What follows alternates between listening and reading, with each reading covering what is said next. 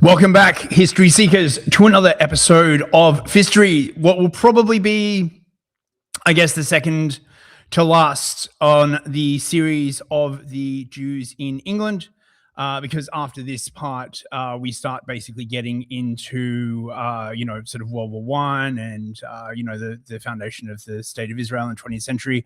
And tons of people have already done that.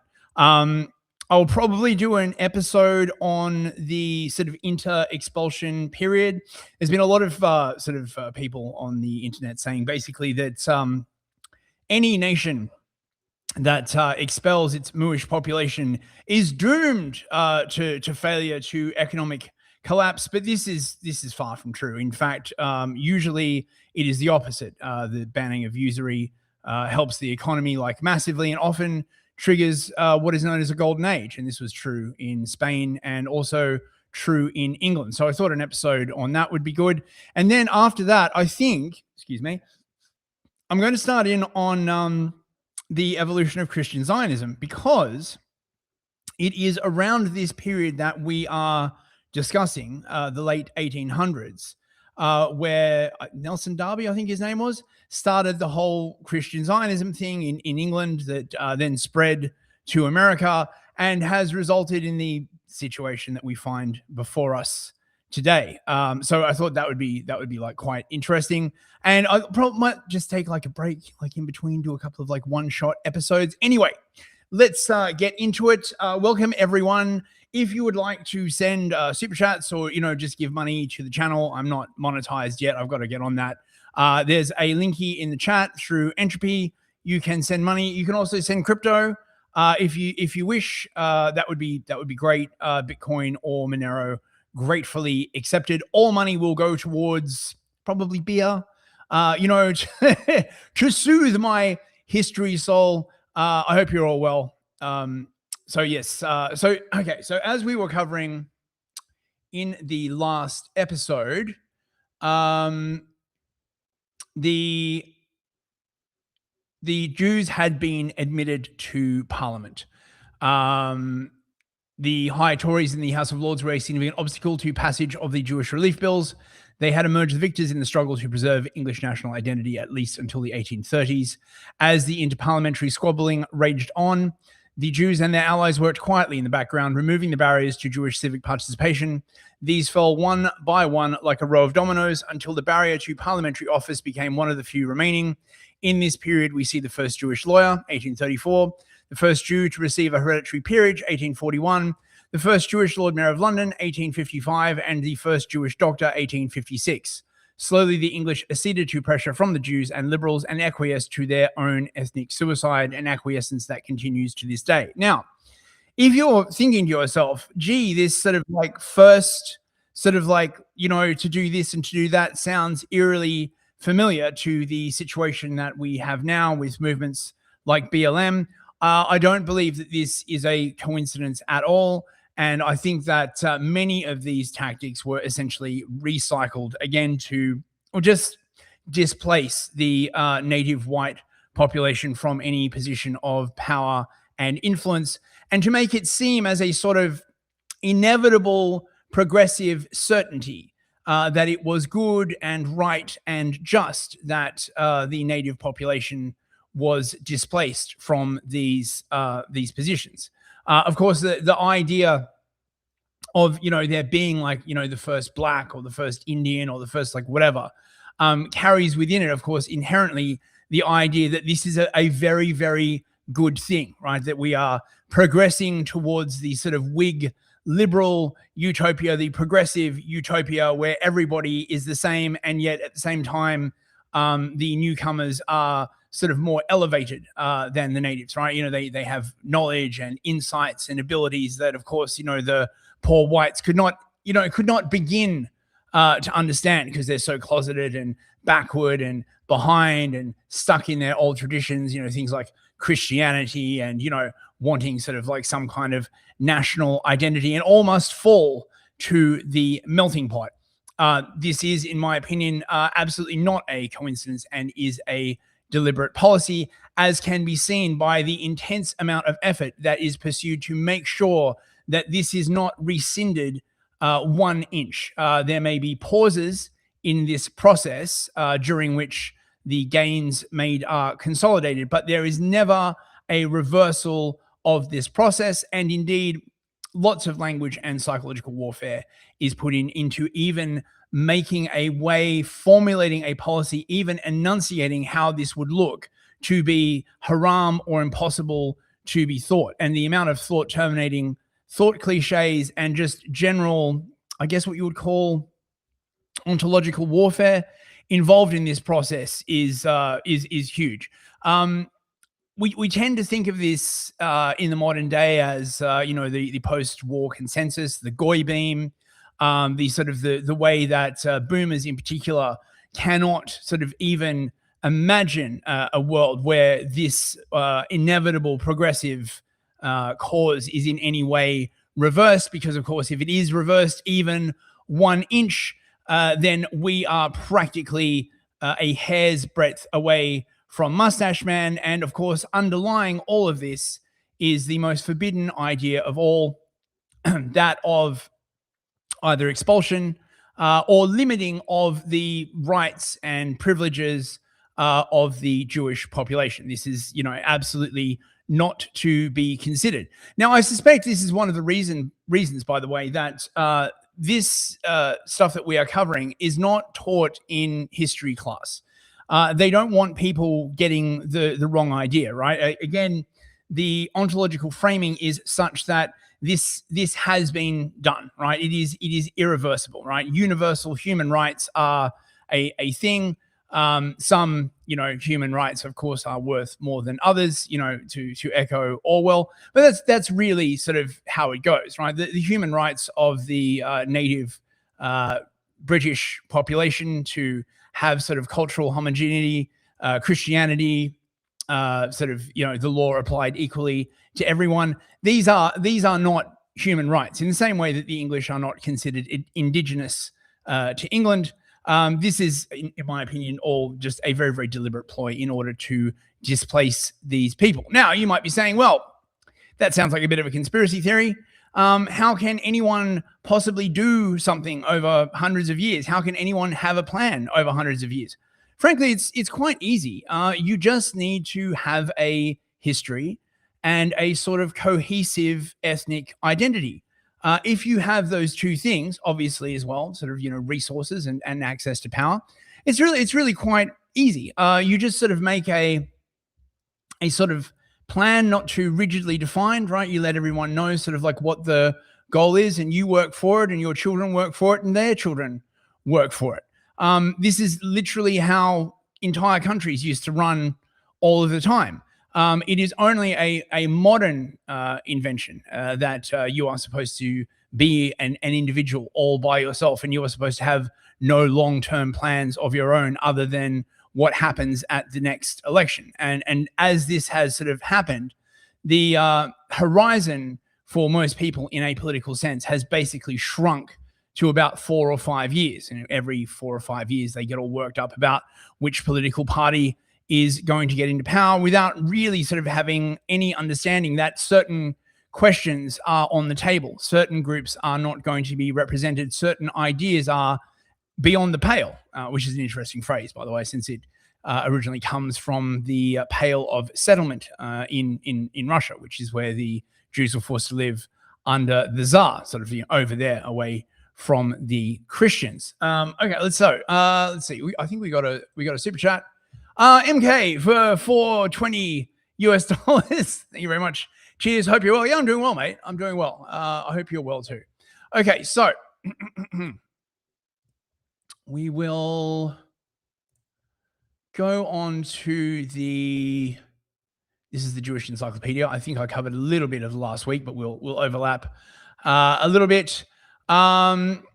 So to summarize, the Jews were eventually admitted to Parliament. Up until that point, you had to swear on the Bible, on the true faith of a Christian. However, in 1858, Baron Lionel de Rothschild took the oath with a covered head, substituting "So help me Jehovah." Jehovah is not Christian, by the way. Sorry, just to say that it is a Jewish invention. Jehovah is Hebrew, and that's why Baron Lionel de Rothschild had no swearing upon that. And could argue that the whole Jehovah thing is sort of the Judeo-Christian nonsense. 2 years later, a more form of oath for all members of Parliament was introduced, which freed the Jews from all cause of exclusion. In 1870, the University Test Act removed the difficulties in the way of a Jew becoming a scholar or a fellow in an English university. In 1885, Sir Nathaniel de Rothschild was raised to the upper house as Lord Rothschild, to be followed within a few years by Baron Henry de Worms as Lord Pirbright and Mr. Sidney Stone as Lord Wandsworth, while in 1890, all restrictions for every position in the British Empire, except that of monarch, were removed, of Lord High Chancellor and of Lord Lieutenant of Ireland being thrown open to every British subject without distinction or of creed. The except the monarch thing was probably rankled. Probably like, oh well, how do we get a Jewish monarch, right? From some time after their admission to Parliament, the Jewish MPs belonged to the party that had given them that privilege, and Sir George Jessel acted as Solicitor General in Gladstone's first ministry. But from the time of the Conservative reaction in 1874, Jewish voters and candidates showed an increasing tendency towards the Tory party. And of recent, remember, the Tory party was, the High Tories were principally the party that agitated to keep the Jews out of Parliament. This suggests to me that a lot of work was probably put into massaging and subverting the Tory party. Probably a bunch of people said, well, you objected to the Jews joining Parliament. It's been 10 years. Nothing bad has happened. What are you talking about? If only they could have fast forwarded a couple of hundred years, I guess, because that's generally how these things work. They take a while to work through the system. And of recent years, the majority of Jewish members in the lower house have been of that political complexion. The influence of Lord Beaconsfield may have had some effect on this charge, but it was in the main due to the altered politics of the middle and commercial classes, to which the Jews chiefly belonged. Baron Henry de Worms acted as Under Secretary of State in one of Lord Salisbury's ministries, while Sir Julian Goldschmidt, a Liberal Unionist after the Home Rule policy of Gladstone was declared, made a marked impression as Deputy Speaker of the House of Commons. Altogether, the struggle had lasted for 60 years. It's a long time, though practically all that was contended for had been gained in half that period. Yet it must be remembered that complete equality was not granted to Roman Catholics and Jews until 1890. The very length of the struggle shows how thoroughly the opposition had been overcome. The many political friendships made during the process had facilitated social intercourse, which is nowhere so unrestricted as in England. And of course, that's why everything in England is great now. The organization. The pause, which occurred between 1840 and 1847 in the Emancipation struggle. Again, note the word emancipation and how it is used in the modern world, chiefly in the aid of groups like Black Lives Matter, for example, was due in large measure to an unfortunate schism which had split the community in two and which prevented the members acting in unison for the defense of their rights. Interesting. So sort of admitting here that political fracture is a way of defeating a political movement. The reform movement had reached England in a mild form under the influence of the Goldschmidt family, which had been touched by the Mendelssohnian movement. I don't know. So Reform Judaism, of course, is what most people think of as left-wing Judaism now. It's much less, there's many less, what's the word I'm looking for, sort of observances and strictures, and it is sort of a very progressive form of Judaism, typified by the ideas of Tikkun Olam, healing the world and sort of, bringing making the world like a better place. And of course, that's worked out splendidly. In 1841, a reform congregation was established in London and was practically excommunicated by both the Spanish Haham and the German chief rabbi. So neither the Sephardi, from Spain, or the Ashkenazi from Germany liked the reform movement, a tendency, by the way, that you would continue to see throughout the 20th century, particularly on the part of the Orthodox Ashkenazi. The effect of these differences was to delay common action as regards emancipation and other affairs, and it was not until 1859 that the charity organization was put on a firm footing by the creation of the Jewish Board of Guardians. 10 years later, the congregations were brought under one rule by the formation of the United Synagogue, in the charter of which an attempt was made to give the chief rabbi autocratic powers over the doctrines to be taught in the Jewish communities throughout the British Empire. But Parliament, which had recently disestablished the Irish Church, did not feel disposed to establish the Jewish synagogue, and the clause was stricken out. The chief rabbi's salary is paid partly out of contributions from the provincial synagogues, and this gives him a certain amount of authority over all Jews in the empire, with the exception of the 3,000 or more Sephardim, who have a separate Haham. I presume that's sort of like a Sephardi rabbi. And of the dwindling brand of reformers, who number about 2,000 scattered in London, Manchester, and Bradford.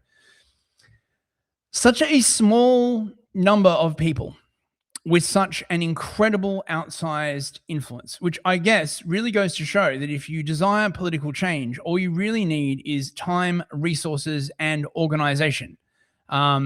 Organization, sort of, and a common purpose being the most important factors for political change, rather than sort of a huge amount of numbers. In fact, you could argue that a small vanguard, a small group is more easily kept to a common goal. Resources are more tightly controlled, is more focused, is easier to organize.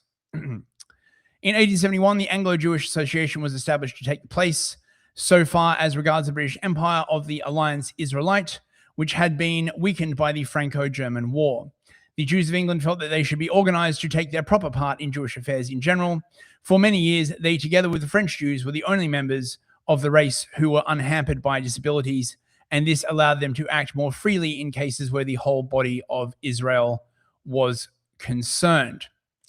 As early as 1840, when the blood accusation was revived in regard to the Damascus affair, I wonder what that means.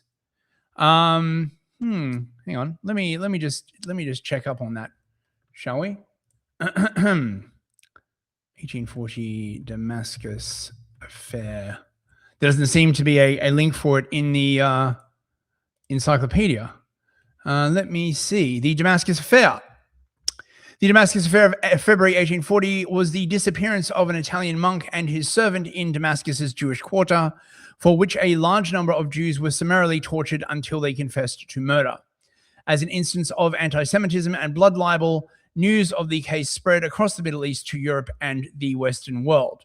The Christians were supported in their accusation by the French consul at Damascus, a person described by historians as antiseptic and known to favor Christian merchants and advisors over their Jewish counterparts. So there you go. There was obviously nothing to it. It was just anti-Semitism bros. Probably no need to look into it any further. So yes, as early as 1840, when the blood accusation was revived with regard to the Damascus affair, the Jewish matters were for the first time treated on an international basis. The Jews of England took by far the most prominent position in the general protest of the European Jewries against the charge. Not only was the Board of Deputies at London the sole Jewish body in Europe to hold public meetings, but owing to their influence, a meeting of protest was held by eminent Christians at the Mansion House, which formed a precedent for subsequent distinguished gatherings. Interesting. Maybe I could do a...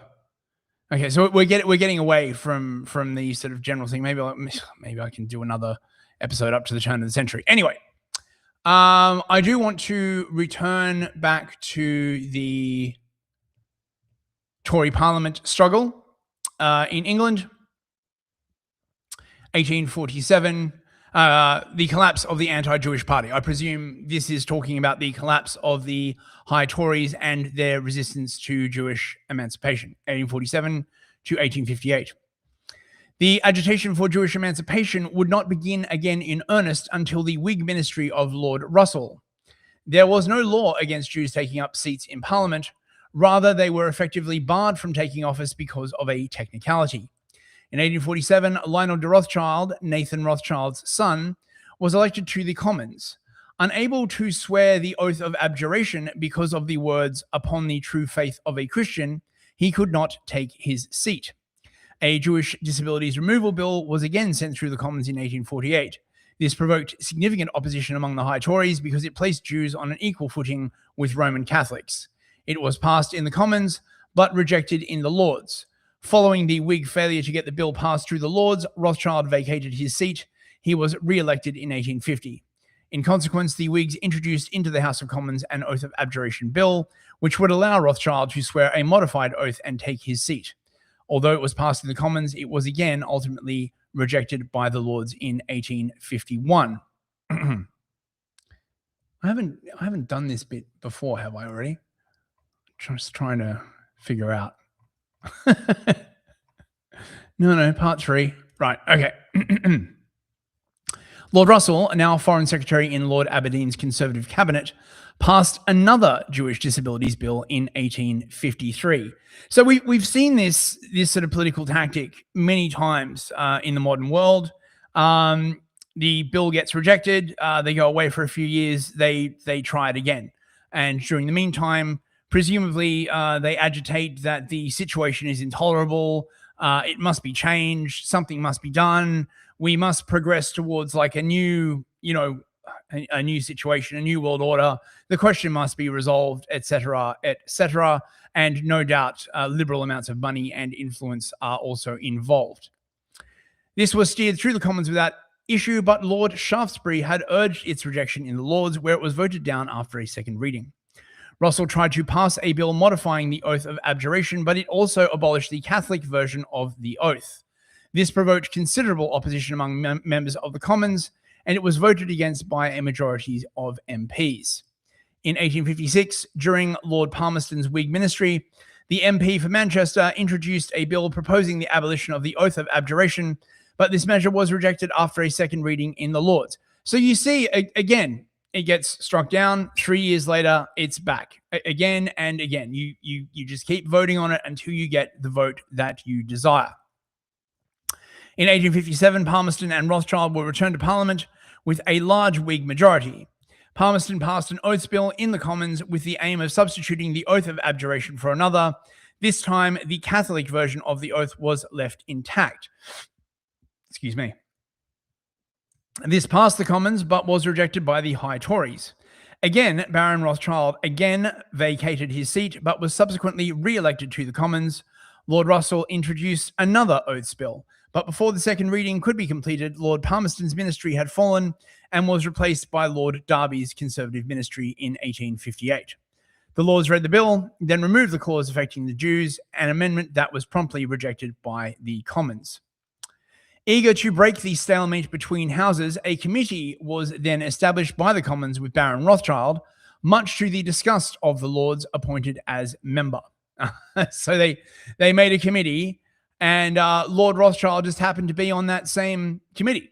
Completely impartial, I'm sure. And I want to point out that this is one of those sort of questions in politics that does not really have a middle road.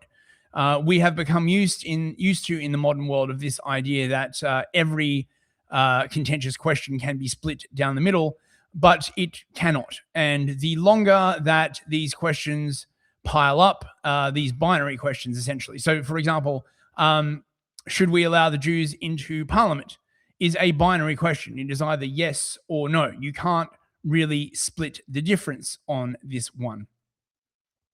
The committee's purpose was to provide reasoned objections to the Lords' stance on Jewish civil and legal disabilities. This would be submitted to the Lords for consideration. The Lords would then appoint a committee to come up with reasons in favour of maintaining the status quo, then submit these to the Commons for examination. During the committee stage, the High Tories, after decades of interparliamentary squabbling, finally cracked. Much to their abhorrence, the Tories found themselves drawing up a compromise bill out of political expediency, even though the majority were still against Jews in parliamentary office. This was then sent to the Commons. That's how they get you. Excuse me. On the third reading of the Jewish Disabilities Bill in 1858, Tory MP Samuel Warren protested, describing the measure as, quote, wholly unprecedented course, calculated to lower the legislature in the estimation of the country. Surely not. Everybody respects the legislature. Forcing the Tories to embrace a bill they opposed on Christian principles would hurt the Conservative Party. If Jews were allowed in Parliament, it would lead to the national repudiation of Christianity. Oh, look at the panicants. Everybody knows Christianity is as strong now as it was in 1858. I don't know what these people were talking about. Quote, the Jew must therefore, in the whole tone of his thoughts and in the whole series of his principles, said Warren, be so at variance with the principles and tone of thought of a Christian community that he cannot safely be trusted with the discretionary power of making laws for that Christian community. In other words, it is not proper that Christians are ruled over by the Jews. And what a silly idea. Nothing bad has happened at all. And I don't know what these people were talking about. He also objected to the elitist nature of the campaign for Jewish relief. Quote, the admission of Jews into the legislature is opposed to public opinion and the wishes of the people. Like that matters. Which ought to be distinctly ascertained by means of a general election before taking a step so seriously affecting the constitution of the legislature. The bill before the House is, in the above and other respects, without precedent in our legislation, opposed to the genius and spirit of the Constitution, offensive to the Jews, derogatory to the dignity of this House, provocative of disunion and collision between the two houses, and violates equally the principles of both parties to this unhappy contest. So it just caused continual chaos. And the fact that this kept popping up every 3 years and was such a contentious issue almost certainly meant that other issues that should have been dealt with by Parliament were instead the oxygen was being sucked up, being dealt with this, something that we have also seen in the intervening period. With the passage of the Jewish Relief Act of 1858, the Tories were forced to shed an integral part of their English ethnic identity. This is doubtless why the contest between both houses was a protracted one. The bill gave each house the ability to decide which oath they would use. It did not expressly give Jews the right to sit in Parliament, but they would be able to sit in the Commons upon alteration of the oath. The Tories would see to it, in determining what oath they would use, that the seats in the Lords would be reserved for Christians, a state of affairs that continued until 1885. And we have a very contentious cartoon there. The caption reads, one of the benefits of Jewish emancipation, an old Jew shows his wife a suckling pig and says, "Der, mein dear, see what I've bought you. Thanks to der Paron roast child and the pill." Roast child. Oh, dude. Mate, you wouldn't be able to get away with that shit now. That would get you so arrested. Part 5. The destruction of English national identity. In the History of the Jews in England, Jewish historian Cecil Roth wrote with an air of triumph, quote, on Monday, the 26th of July, 1858, Baron de Rothschild at last took his seat in the House. It was preordained, after all. Inevitable, one might say.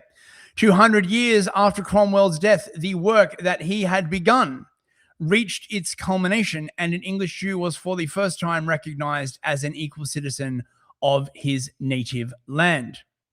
The High Tories were the racial consciousness of the English nation, the last bulwark of the nation's racial defenses against alien intruders.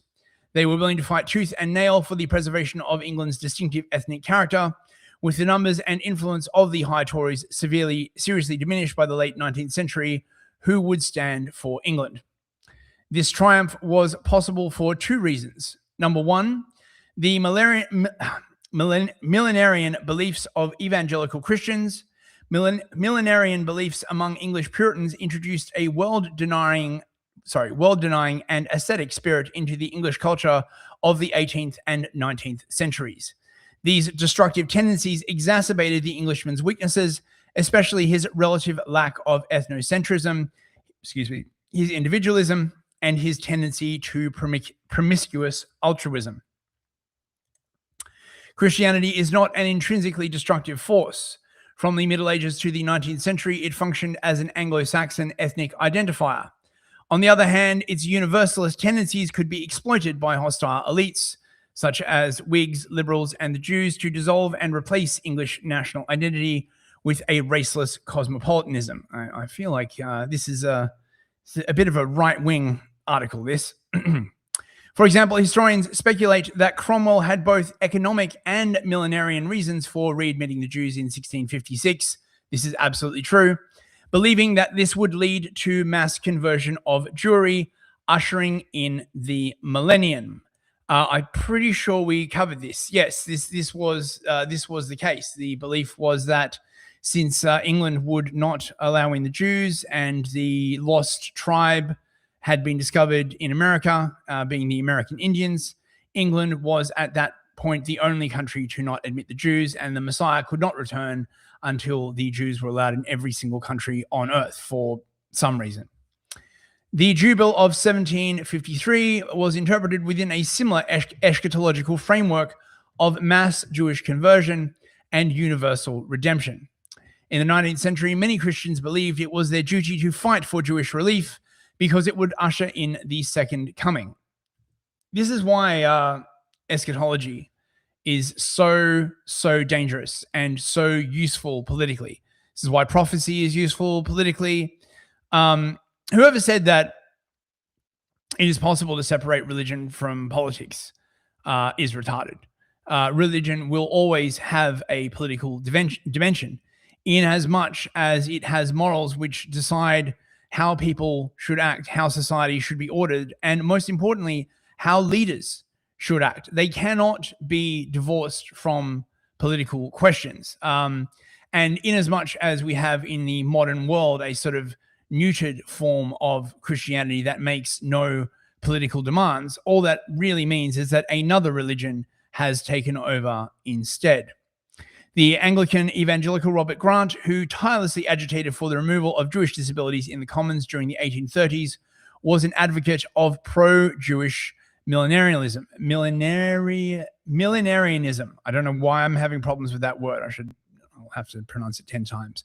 Millenarianism. The idea of the millennium, the second coming.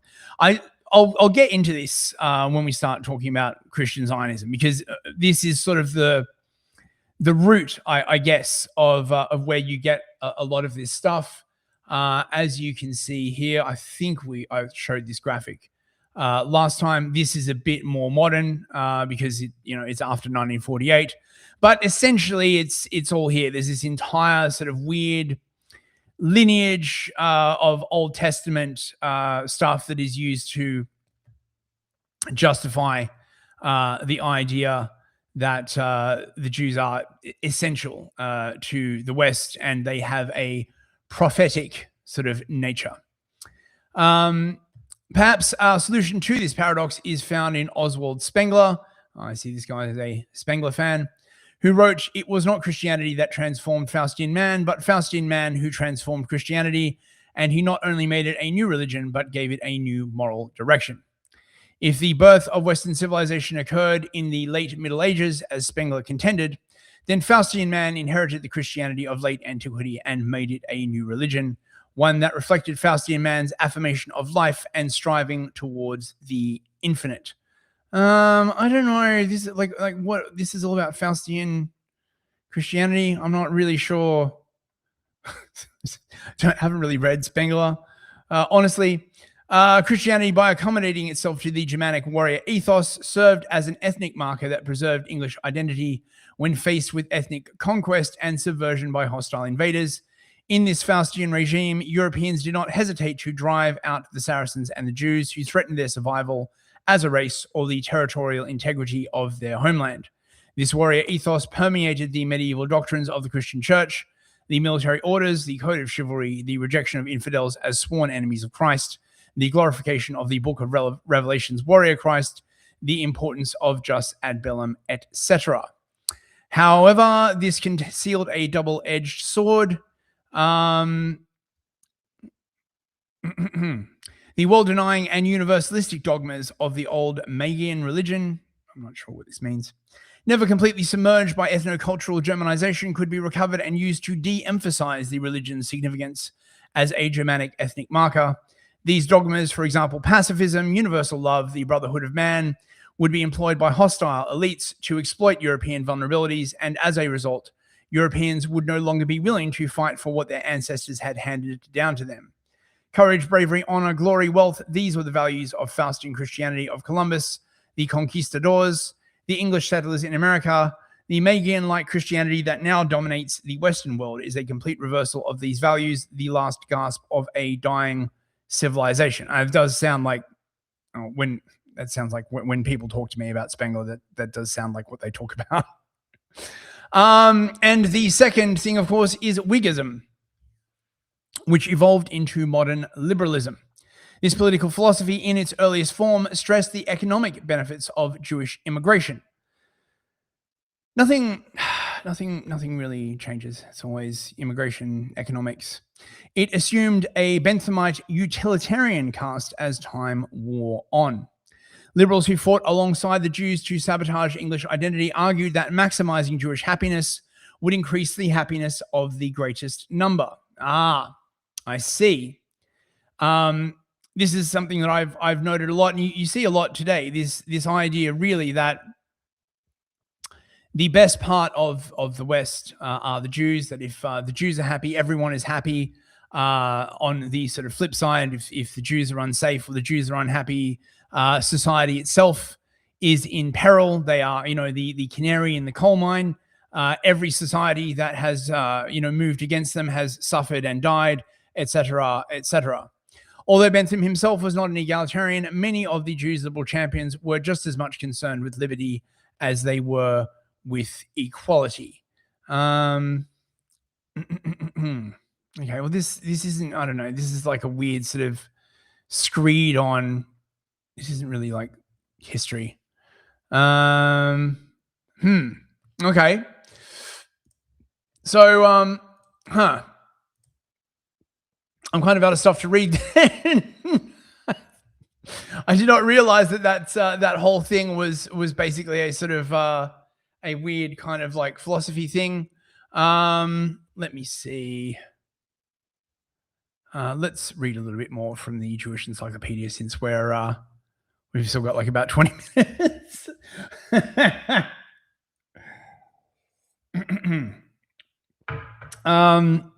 Right.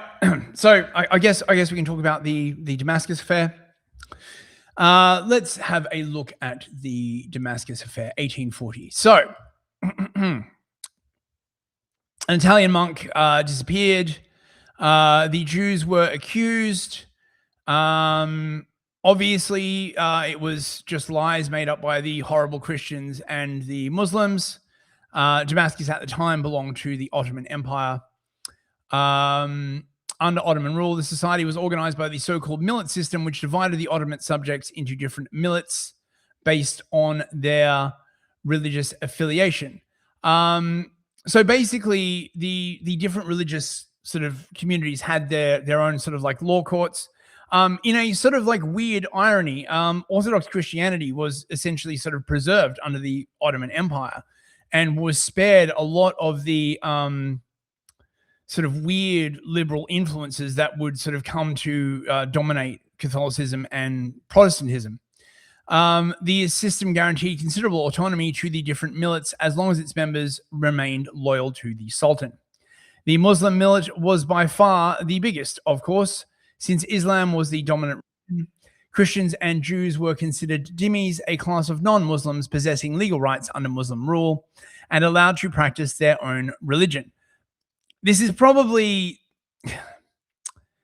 I mean, this is the thing. If the sort of if the Jews who are really into Maimonides gain control over society, they are definitely not going to be as chill about other religions. I can tell you that.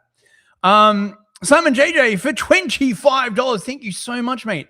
Another of your superb streams. Oh, thank you very much, Simon JJ. I feel a bit lost since I didn't have enough content. It's fine, right? We can talk about the Damascus affair. The Damascus affair. Ooh. Right. So yes. Thank you, Simon. I appreciate that, mate. So yes, the Christians and the Jews were dhimmis. They had to pay the jizya, which was a special tax imposed upon non-Muslims, and they possessed a lower legal and social status than their fellow Muslim citizens. Under the pressure of European powers who sought to establish a better status for the Christian communities in the Ottoman Empire, Sultan Abdülmecid declared in 1839 that all subjects, regardless of their religion, were equal before the law. This Edict of Gulhain signaled the start of almost 3 decades of modernization, known as the Tanzimat period, which was aimed at a reorganization of the empire. Okay, so yes, that's very, very fascinating. Let's get to the actual meat of this, shall we? Right. On February 5th, 1840, Father Thomas, an Italian monk... Wait, we got another super chat. Goodness me, that super chats are flowing in. Mikey Bikey for $5. Thank you, mate, for Fistory Beer. Looking forward to parts 7, 8, 9, and 10 of this 2-part series. Mate, it's an infinite rabbit hole once you start going down this, right? It's bloody fascinating. Why are you so obsessed with this? Dude, come on. This is freaking interesting as hell. This is a whole other angle on history like you never, ever hear. Why would I not be interested? Thank you very much.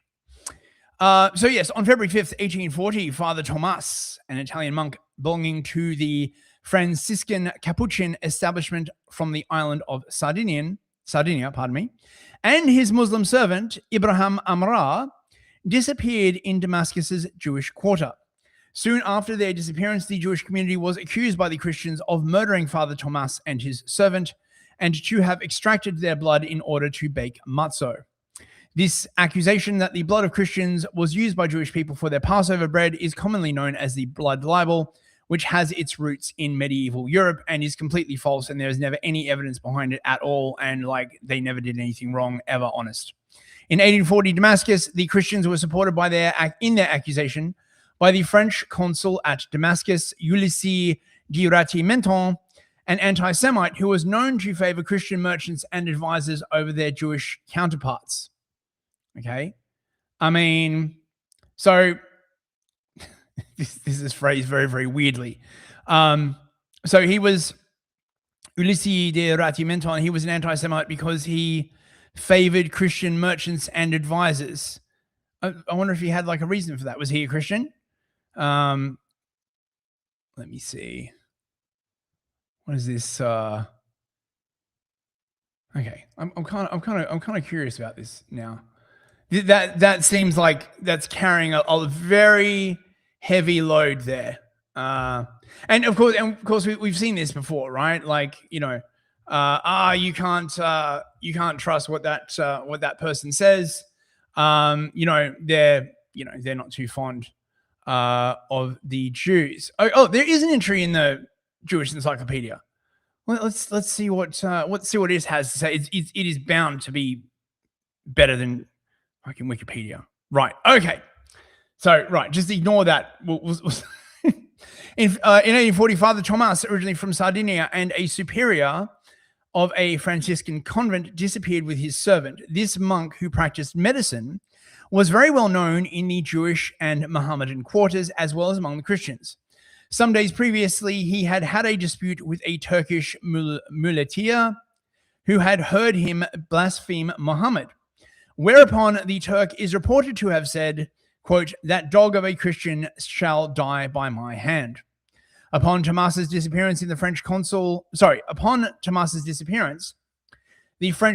at Damascus, Rati Menton, who was an enemy to the Jews following the advice of certain monks, instituted investigations in the Jewish quarter and the governor, Sheriff Pasha, pretending to act merely in accordance with the friendly relations existing between the governments of Louis Philippe and Muhammad Ali, aided the French consul in a culpable way. So it was the Muslims. Of course, it was the Muslims, right? And this guy, this French consul, was clearly just I don't know what's his motive exactly. He probably just didn't like the Jews, right? Like, what more motive do you need? A confession was extorted by torture from a Jewish barber named Negrin, and 8 of the most notable Jews, among them Joseph Lanado, Moses Abulafia, and Farhi, were imprisoned and tortured. Their teeth and beards were pulled out, they were burned, and finally tempted with gold to persuade them to confess to an imaginary crime. Okay, so you tortured them and then you offered them gold. That's a bit stereotypical. Okay, crazy. Leonardo, a feeble old man, died under this treatment. Moses Abulafia became a Mohammedan in order to escape the torture. In spite of the stoic courage displayed by the sufferers, Sheriff Pasha and Rati Menton agreed on the guilt of the accused in view of the words resembling a confession that had escaped them in their agony. While Rati Menton published libels against the Jews in French and Arabic, Sheriff Pasha wrote to his master, Muhammad Ali, demanding authorization to execute the murderers of Father Thomas. In the meantime, the populace fell upon the synagogue in the suburb of Jobar, pillaged it, and destroyed the scrolls of the law. So obviously, this is the Jewish Encyclopedia, but from the way this is told, this does sort of appear like it might have been some kind of like commercial or turf dispute. You have to remember in Damascus at the time, I believe it was one of those cities that, they had a Muslim quarter and a Christian quarter and a Jewish quarter. And it could be expected that there was sort of competition for money. People might have owed like money. There are many possible reasons that this could have been a stitch-up. I don't know whether that is the case, though. Just saying. Again, maybe I'll try and dig up some like sources on this. Mark's here for $10. Thank you, mate. There is a book by Ariel Toaf, Blood Passover, The Jews of Europe and Ritual Murder. Does that cover the Damascus affair, Mark Zaya? If it does, wait a second. Do I have a copy here? Hang on. Let's have a look.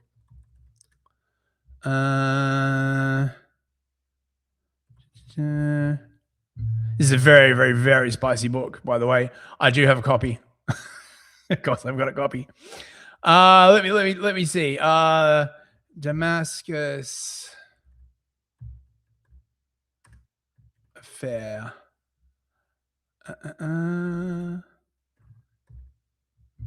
Damascus affair. I do not. It doesn't. It doesn't cover the Damascus affair. As far as I'm aware. Nope. Oh well. So perhaps it is, as it seems, if it was not deemed important enough to cover. However, this does seem to have had like a sort of a big political sort of impact, as the Jewish Encyclopedia says. It was this event that sort of caused the Jews to band together internationally. Isn't that anti-citrus to say that? I'm so confused, bro. Right? So according to the Jewish Encyclopedia, it was this event that sort of caused the birth of, I guess, what you could call sort of international Jewish organization in about the sort of late 1800s. If I don't know, is it anti-Semitic to say that? I'm so confused. I don't even know what to believe anymore. Right. So the synagogue in Damascus was pillaged. The Torah was burned. The Jewish communities of Europe were appealed to, and public meetings were held in London, Paris, and even New York and Philadelphia. Especially important was a meeting called by the Lord Mayor of London at the Mansion House on July 3rd, 1840. As a result, the lawyer Isaac Crémieux, and the Orientalist Solomon Monk from France, and Sir Moses Montefiore from England were sent as mediators to Alexandria to plead with the Khedive. I presume that's like the Ottoman governor. Chat, does anyone know what a Khedive is? I know it's some kind of ruler.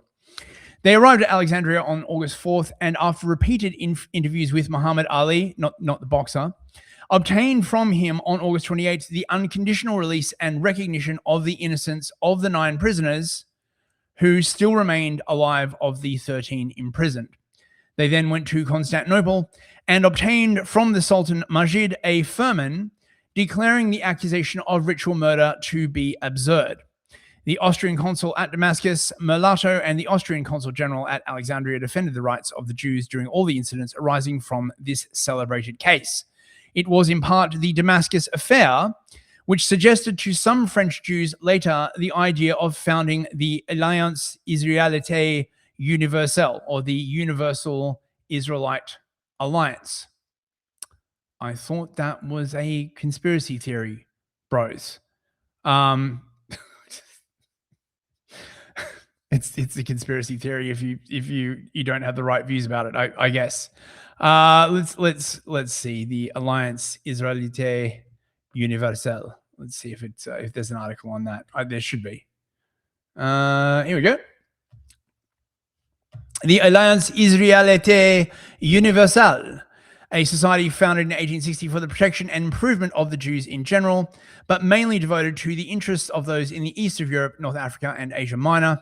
It was established by 6 Jews of Paris, France, Astrid Astruc, afterward the chief rabbi of Belgium, Isidore Cohen, editor of the Archives Israélites, Jules Carvalho, civil engineer, Narcisse Levin, lawyer, Professor Eugene Manuel, and Charles Netter, merchant, all men of good standing, but at that time not particularly prominent in the Paris community.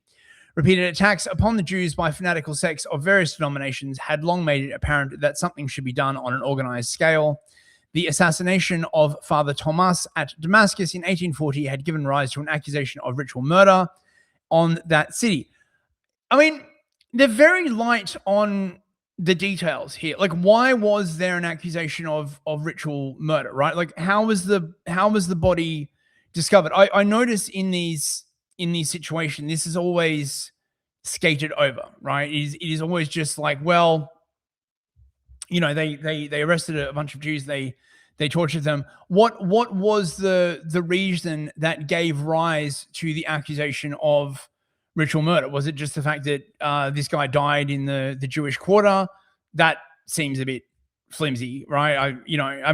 Again, unless this is correct, and everyone was just like, oh my god, right? Like, we got to do something about the Jays. They're like, the usury is like too much or something like that. I don't know. I'm kind of curious to know about this. This seems a little bit light on details. This event brought forcibly to light the necessity for a central organization that should undertake the defense of the oppressed Jews scattered throughout the world. Okay. So it does exist, but it's a good thing. Okay. And the Jewish journals of Germany and France made earnest appeals to the creation of such an institution. Owing, however, to lack of agreement or perseverance, their utterances remained without any practical issue for 20 years. So they couldn't get it together. I mean, this makes me wonder about who was it who said that? Was it Herzog? It was one of the early Zionists, right? Basically made the point that anti-Semitism was their best friend because it coalesced all of them in sort of like one group, which could then be bonded together. And because they were sort of naturally very, very fractious and divided people, they needed sort of a common enemy in order to come together for the cause of Zionism and to support the idea that they needed their own nation state. Something to think about. And then 1858, a crime perpetrated in the Papal States with the connivance of the papal government aroused worldwide indignation. A child, Edgar Morata, was torn from his Jewish parents and forcibly baptized. Okay? I mean, this outrage against religious liberty.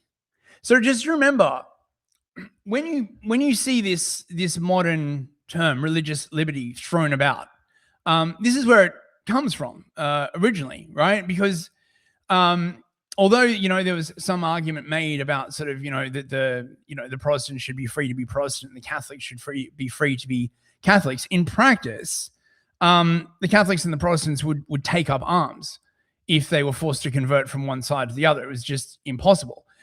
This push for religious liberty was primarily a Jewish project, and then branched out to the liberty for the Mohammedan, the Hindu, the Shintoist, or just whatever, right? And of course, atheism followed, because religious liberty also encompasses atheism. The modern take that we have on religious liberty is very, very different. Now, I'm not saying that I'm necessarily against religious liberty. Obviously, I don't want a Catholic government sort of like rocking up at my door and being like, you're Catholic now, or like the Puritans to take over and rock up on my door and be like, I see you've got an icon in your house. That's very bad news. But the thing is, right, what is less appreciated is that if a highly orthodox Jewish government were instantiated, they would be just as bad. Under the strict interpretation of Maimonides, anyone who venerates the cross or venerates icons, so Orthodox Christians, Catholics, Protestants, possibly, depending on how strictly you interpret it, would be due for punishment, and under the most strict interpretation, death. Unlikely to go that far, but I don't know. And also in a very, very weird sort of twist that I've commented on a number of times. From the point of view of the Christian millenarianist, why can't I say that word? Millenarianists. When Jesus comes back in his little wooden bus at the end of the millennium or whatever, right? All the Jews will convert, right? But under the sort of the Jewish interpretation, right, when the third temple is reinstantiated and the Sanhedrin comes into being and rules the world from Jerusalem, and Jewish courts are established everywhere, right? All of the Gentiles will willingly convert to the Noahide laws, which is sort of like Judaism light, essentially, with only 7 laws instead of I think it's like 246 mitzvot that the Jews have to follow. So it's not like, I've always found this like just very, very weird that the Christian Zionists and the Jews would like work together. It reminds me of the Spy versus Spy cartoon, where the black and the white spy, and they're facing each other and they both got knives behind their back, because they're like, once the Messiah comes, right, you're all going to convert to Christianity. Once the Messiah comes, you're all going to convert to Judaism.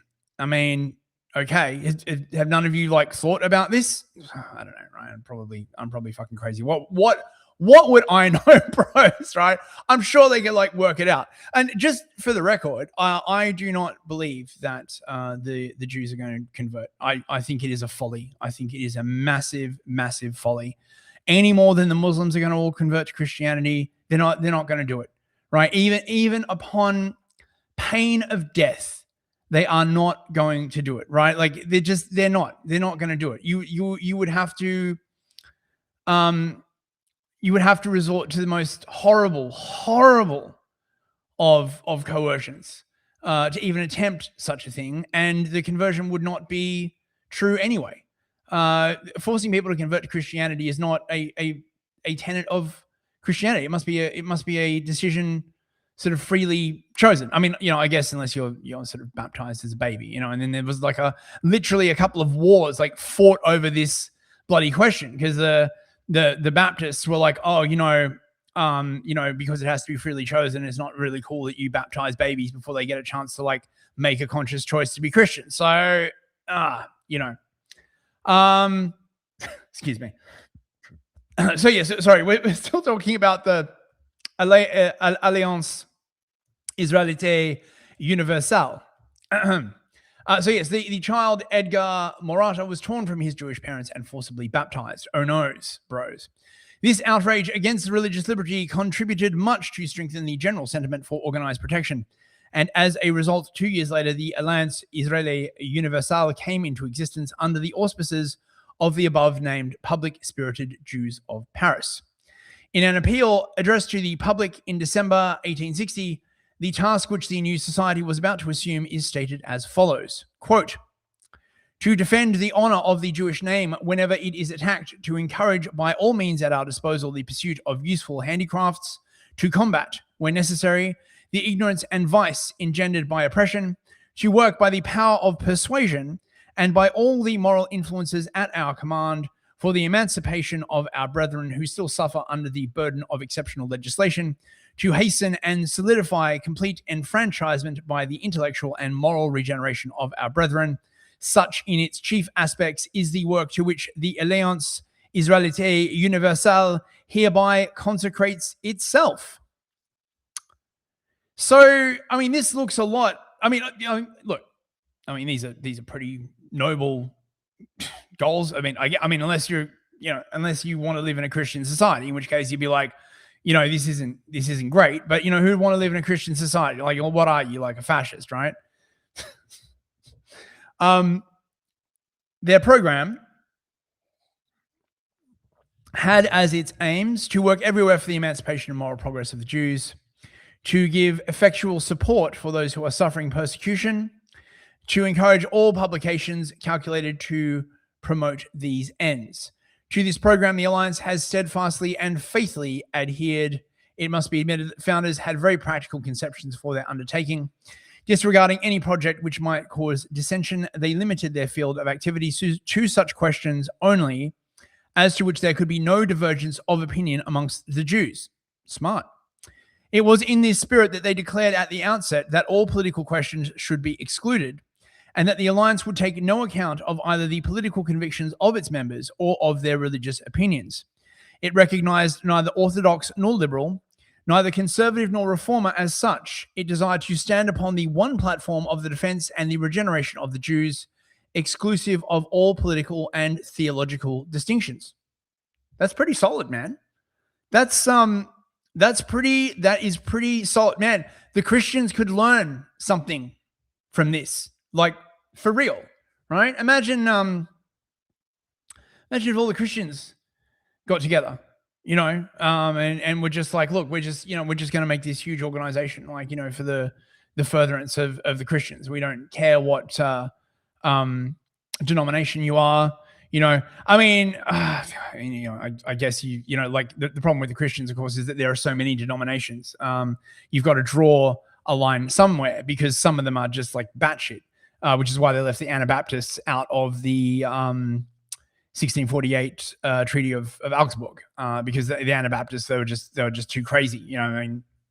Look at the mess in Munster. But you could do this. From the beginning, the Alliance numbered many Protestants among its friends. I bet it freaking did, because all the Protestants are like, oh, once you get like emancipated, right, Jesus is going to come back in his little wooden bus. Yeah, well, how did that work out? No man knows the day or the hour. I don't know how much simpler you could like make this, right? Like, oh, have you read like Zechariah like 15 something, right? Oh, dude, this is the problem with prophecy and these kinds of stuff. They always wind up being turned towards political ends, and due to the sort of the thing that happened during the Reformation, with people like was it Pfefferkorn, or was he the anti the Jewish apostate?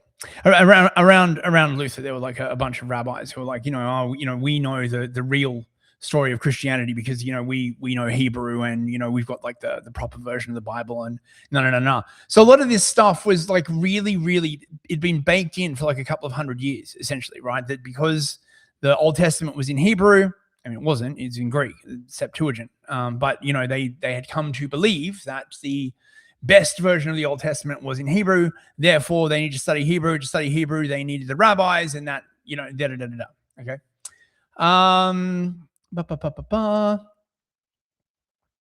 Among the Christian subscribers, Alexandre Dumas, the author.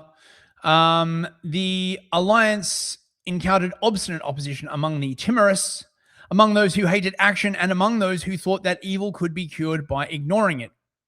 Fair enough. There were distinguished men in Jewry too who combated the project, writers and rabbis who sought to hinder the foundation of the society. The Jewish journals of 1860 and 1861 are full of vigorous polemics on the subject. But time, reflection, and experience have quieted the opposition. At the present day, there is very little diversity of opinion in the Jewish world as to the positive service rendered by the Alliance, particularly in the domains of education and philanthropy. So, yeah. I mean, so this basically became sort of an international Jewish organization. Now, I mean, I guess, sort of fair enough, right? I mean, what is what is the Catholic Church, if not, something like this? I mean, no one talks about the great conspiracy, the international Catholic conspiracy. Well, not anymore. The Protestants used to talk about it a lot. But, I don't know, man. It seems to have been very, very effective. Anyway, I think I'll leave it there, bros. We're over the hour already. I do hope you enjoyed that. Next week, I'll probably move on to the sort of inter-expulsion period. But this is sort of the end of this arc. I do hope you enjoyed it. How many episodes did we do of this? 6. That was certainly a bit of a it's a bit of a long arc there. Let's just say hello to everybody in the chat on YouTube. Dracon Blade, 007, Aramaic Discourse, Origin to Party. Party's like, can you go back 5 minutes? I cannot. It is beyond my powers. Watch Know Me a Person. Agile Walrus, good to see you. Senior Walrus, Mount Hazel, Simon JJ, of course, Sadie Sapiente, Victorian Time Traveler, good to see you. Clown Town Chronicle, good to see you as well, Aaron. How you doing, mate? Torch of Wyatt. Gang's all here. It's lovely to see you all, bros. It's lovely to see you all. Searsight, I think I mentioned 007. I'll mention him again. He's worth a mention. Volpez Persona. Top Rob. Yiz the Eunuch, of course. How you doing, Yiz? Great to see you all, guys. On Rumble, we've got Teabagging Therapist. Good to see you. Mikey Bikey. I think that's it. And on Odyssey, Tasia. Good to see you, Tasia. And MK. Great to see you guys. So yes, I'll be back next week. Thank you very, very much to the super chatters who were MK, Simon JJ, Mikey Bikey, and Mark Zay, who's I think is on Odyssey. Thank you very much, guys. I really, really appreciate it. I will see you next week with I don't know. I've got an episode in the back pocket about the time that the entire French court under Louis the somethingers or others started doing black magic and poisoning everyone. It's sort of like a Parisian Epstein thing. I thought that would be interesting. So maybe I'll do that just to cleanse the palate, and then we'll go on with the Jewish history. Thank you so much for coming, everyone. I will see you next week. Good night, bros.